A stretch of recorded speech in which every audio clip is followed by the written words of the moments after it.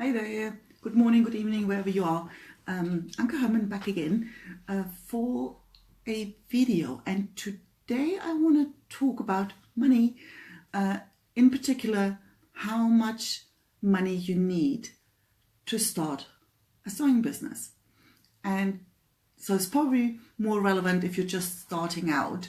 And if you've been around for a while, I'd love to hear your thoughts on it. You know, how was it for you? How much money did you have to start with?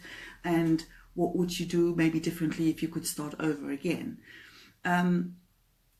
This topic's been on my mind for a while. And especially yesterday, we were talking about a neighbor who about a few months ago, I think about August or something like that, he opened up a little fruit juice business, like right next door from here.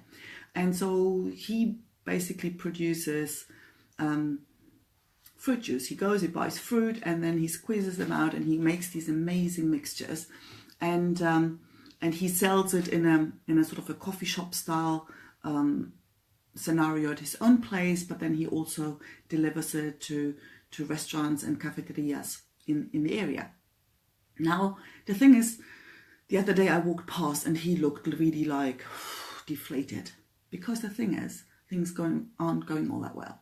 And so I found out that what he's actually charging for the juices that he delivers to restaurant doesn't even cover the petrol costs, and let alone the time, and he hasn't really got an awful lot of visitors to his place. So he's struggling. You know, he works all hours. It's just him, and at the moment it looks like it's a matter of time to see how long he can hang on for, because he doesn't make enough money to hire somebody to help him out, and he is like physically, emotionally, totally exhausted.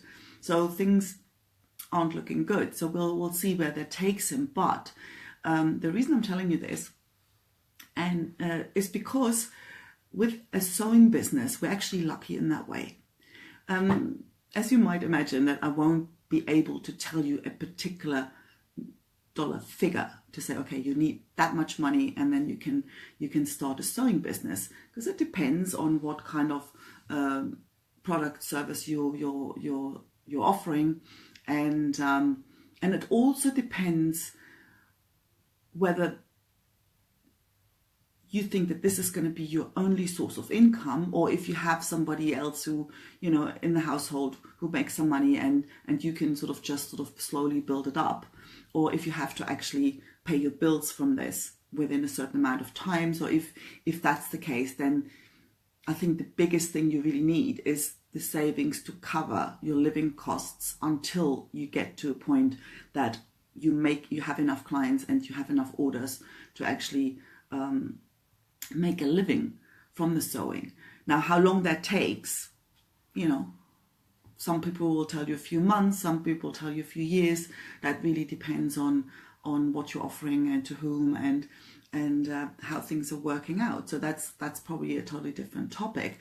Now, what I really want to point out is what I've always felt fortunate, or it was probably the thing that allowed me to even go for it. It was the sense that I didn't have to take any financial risks, let's say, to start this. Because if you're even considering a sewing business, that would mean you know how to sew, because otherwise, probably wouldn't even occur to you. And if you know how to sew, you're likely to have at least basic equipment to do what you need to do. So you probably have a sewing machine, you have an iron, you get a pair of scissors, a measuring tape, and the usual tools and equipment that you need to sew something. So, and if you have that, you can actually start, because the one thing that you need to start a business is clients. You need somebody, you need to make something and sell it to somebody, and from there things can grow. And I remember when I moved to Spain, said, okay, now let's see whether we can actually do this and sell this stuff. I didn't buy anything. I didn't buy anything at all. I bought, people often brought the fabric, and if not, I bought the fabric as I needed it. And I had my domestic sewing machine. I still have it. I had my domestic overlocker. I still use it. My normal iron. And yeah, so your normal, my cutting mat, 3 things. And I cut on the dining table. So like, you don't need anything in particular to get started. The first thing you need is to actually sell something. Make something that somebody is prepared to pay for. And then you take it from there. So because see, if I think of the juice guy, he, before he even could sell his first little bottle of juice, he had to rent the place. I can work from home. I can rent a place later on if I want to, but I don't have to. So the juice guy had to rent the place. There we go. Then he had to renovate it. Then he had to buy and install all the equipment, all the machines he needs to make his juices, and then he had to get approval from the hygiene, whatever. So because you can't just sell sort of food stuff, and so he had a whole lot of expenses before he could ever try and sell his first little bottle of juice.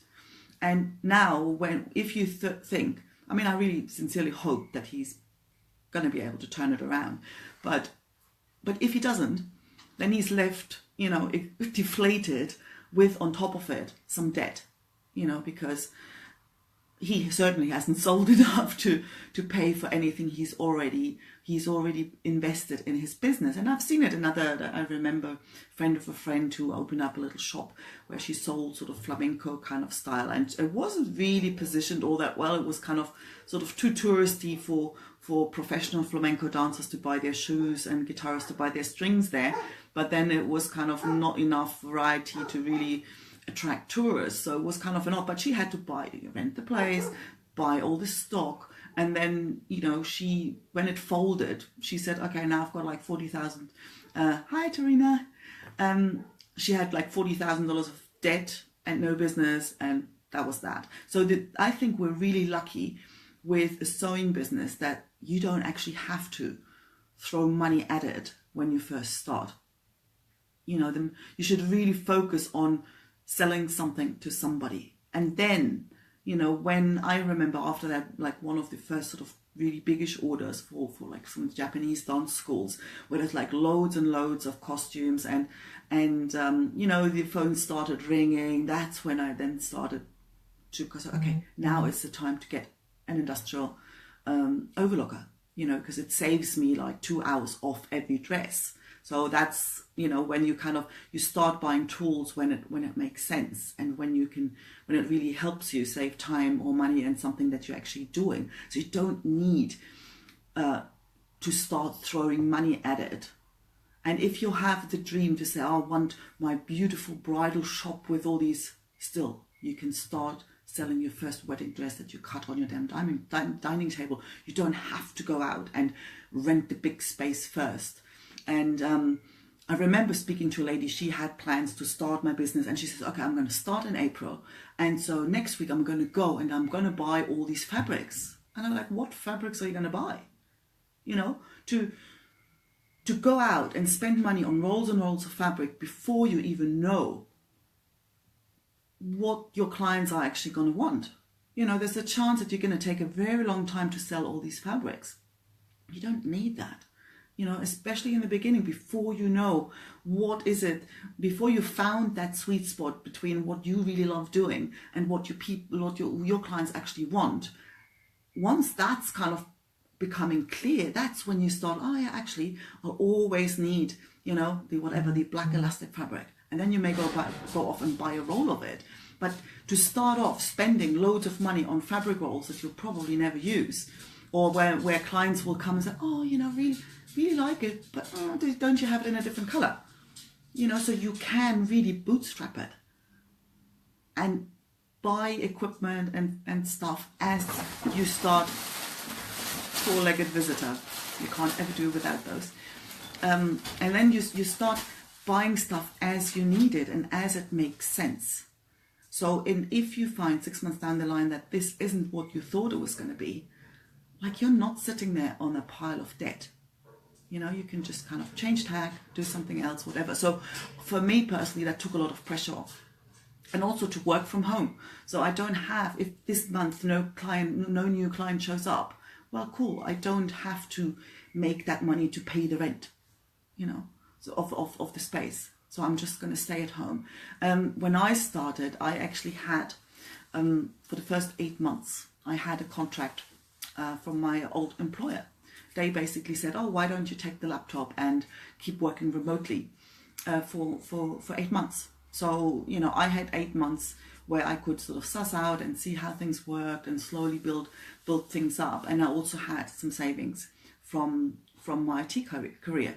But then on the other hand, I was just on my own. So whatever I was going to make, that's what was going to have to pay the bills. So, not everyone is in such a sort of full-on situation. Like if you're in a family and there are other sources of income, and then, you don't need big savings or anything. So you can just okay, with what you've got, you can start, and so it's actually, I think we're really fortunate compared to most other businesses, really, apart from like service businesses where you think, okay, I'm doing your accounting or something where I'm selling my service and don't really need any sort of equipment. But compared to, I always say the extreme example is the dentist, where I think, well, they have to spend $500,000 before they can ever attend the first patient, so we're really lucky that way. So I want to really make 2 points. One thing is, yes, we are lucky, and you can actually, you don't need a big investment. You don't need to go and borrow a lot of money to be able to start. You can start, and you should start with what you've got. And the other thing is, don't buy stuff that you don't need, especially in the beginning.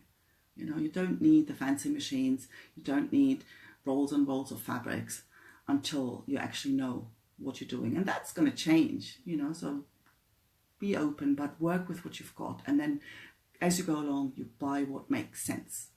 So, I'm tempted to say you don't need any money to start a sewing business. But if you want to make a living doing it, then yes, you will need to. The time it takes before you've got enough orders to pay your bills from it, you need to make a living in that time. So that's really what you will need to think about. How am I going to do that? And then for some people it might be, okay, I'm going to move in with my parents, so I don't have these kind of expenses, or there's another source of income in the family, so that's covered. Or you need to find maybe a part-time job to cover that in the meantime. So that's really where you have to think about, how am I going to cover that? How am I going to cover my living expenses in the time it takes from starting to having enough orders to pay the bills? But to really run the business, you can really bootstrap it. You don't need anything that you don't already have. So I hope that's helpful. If you've been around for a while, I'd love to hear your thoughts on it. And how did you get started? How much money did you have? How did you do it? What would you do differently? So please leave a comment, and I'll talk to you again soon. Bye for now.